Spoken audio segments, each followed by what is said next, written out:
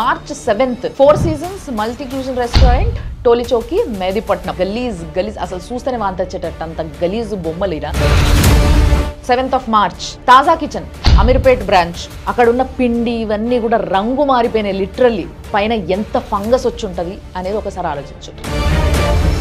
ఇదైతే మరీ దారుణం అబ్బా అసలు central kitchen of Narayana educational society situated at Kutluru village Rangareddy district పిల్లల్ని నమ్మి తీసుకుపోయి ఆ హాస్టళ్లలో పడేస్తే అలా ఆరోగ్యం ఖరాబ్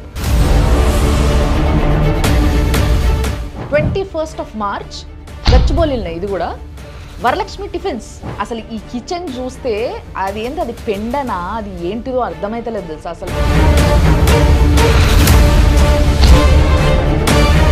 హోటల్ తులిప్స్ బ్రాండ్ తెలుసు మీ అందరికి చాలా ఫేమస్ ఇది కూడా హయత్ నగర్లో ఉంది ఎంత గలీజ్ ఉందో ఆ మాంసం బకెట్లు వేసి కడుగుతున్నారు అసలు చాలా చండాలంగా ఉంది గచ్చిబౌలిలో ఉన్న సుబ్బయ్య గారి హోటల్ కొండాపూర్ ఆ గిన్నెలల్ల ఫుడ్ అంతా కూడా లిటరల్లీ డ్రైనేజ్ అబ్బా అసలు చి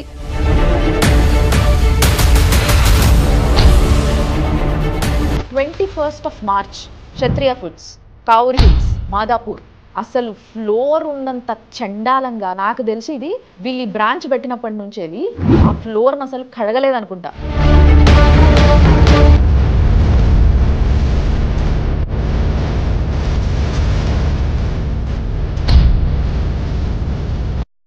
చండాలమైన మెయింటెనెన్స్ వీటన్నిటివి కూడా ఇట్లా